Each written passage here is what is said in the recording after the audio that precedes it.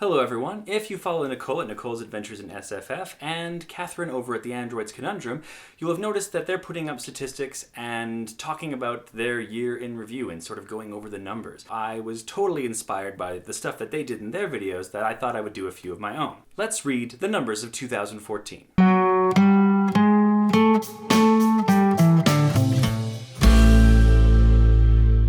I would also like to talk about my reading goals in 2015, but we'll save that for the end of the video. In the meantime, I prepared a slideshow and hopefully you'll be able to stay awake. For our first slide, we have the total number of books read per year. And as you can see in this slide, I read 44 books. Okay, we're not going to do that. I read 44 books in 2014, which I think is really good. I was hoping to reach 40, and so I surpassed it by 4. One of the reasons this is because of the number of graphic novels I read.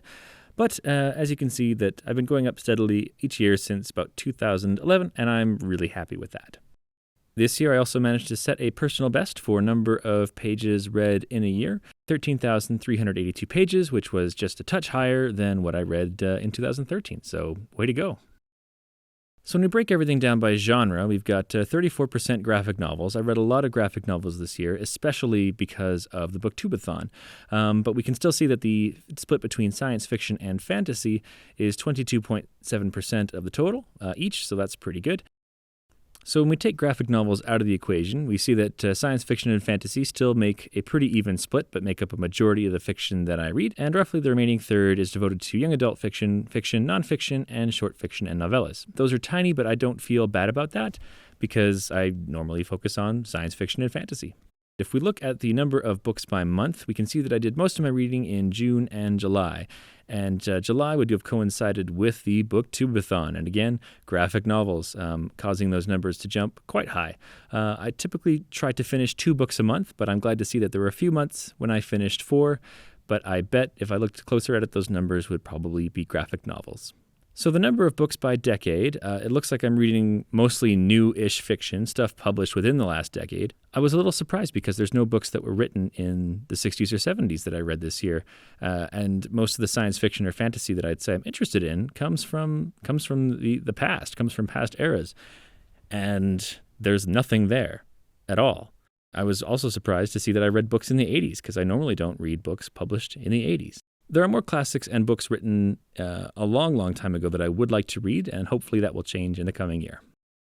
So in the wonderful debate versus ebooks and physical books, I read 37.5% ebooks and 62.5% physical books. I feel really good about both of those numbers. I don't feel like there should be a set goal of physical versus ebooks that I should be reading, but it's nice to see that I'm getting some good use out of my e-reader. When we break down these numbers even more, we see that ebooks made about a quarter of the books I read, hardcovers at 10.2%.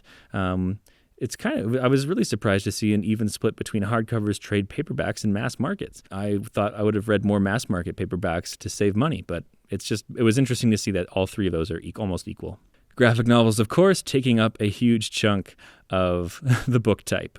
Just over 10% of the fiction I read was advanced reader copies, which I thought was pretty cool. And then there's a little slice for other, just because there's a book that was an instructional manual that's not quite a hardcover, not quite a soft mass market paperback. It's not even a trade paperback. It's just got its own custom cover, and so I put that under its own category. And if we look at books by their length, most of the books I read were between 300 and 399 pages. And then because of certain novellas and graphic novels, we see that there were quite a few books that were either less than 100 pages or in between 100 and 199 pages. That one book that's over 1,000 pages, obviously Words of Radiance. The total number of male authors was 37, and the number of female authors was 8. This is so embarrassing because I've read 82.2% male and 17.8% female authors. There is a big problem here, which that's low. That's so low. I'm not even going to break this down by author diversity or by race, language, or country of origin, because it would essentially equate to I read white guys in 2014. This is something that I would like to change in 2015 and have already made plans to read more female authors. The hope is that I'll be mindful of more diverse fiction and be seeking it out actively rather than just hoping that the books that I read will just somehow be more diverse. Most of the books I read this year either fell into the 3-star or 4-star category.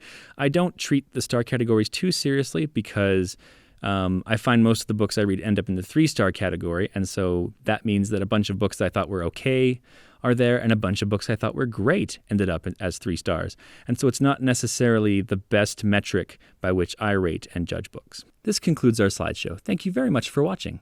And now for the goals. My TBR pile has gotten incredibly large in the past year, and it was big before, but it's even larger now. And so one of the things I would like to participate in is the 0x16 project. Of course, you can follow this under the hashtag 0x16. The goal is to have 0 books on your shelf by the time 2016 hits. That's your TBR shelf. This shelf, keep all these books. I'm not sure how realistic that is, as I don't think I'll be able to read all those books in a year, but it's definitely something I'm going to work towards. To help keep my TBR shelf down, I'm also doing a read 10 by 1. It's a little extreme, and it might be really hard to enforce, but I think that that's the number I need to set for myself in order to get that pile on my TBR shelf down. The plus side of this is I'm going to try keeping the books that I buy held in reserve for the Calgary big book sale put on by Calgary Reads. This way I won't buy too many books at the book sale, but I'll still be able to find some interesting titles and reward myself for doing so well in the challenge if I do well. In 2014, I read 44 books, and so in 2015, I'm going to try upping it to 50. That might be a stretch with the available amount of time I have to read, but hey, it's a goal and we have to try hard, don't we? Obviously, I need to be reading more female authors and reading more diversely, so that's something I'm definitely going to be doing in the new year. One of the things I've already done to get started on this is adding a number of female authors to my TBR. So those are just a few of my goals in 2015. Since we were looking at statistics, I would like to ask you guys, are there any statistics you would like me to track throughout the year, or that you enjoy tracking for yourself? I'd really like to know. Please leave comments below. Anyways, you have a wonderful reading week. We will talk to you later. Bye-bye.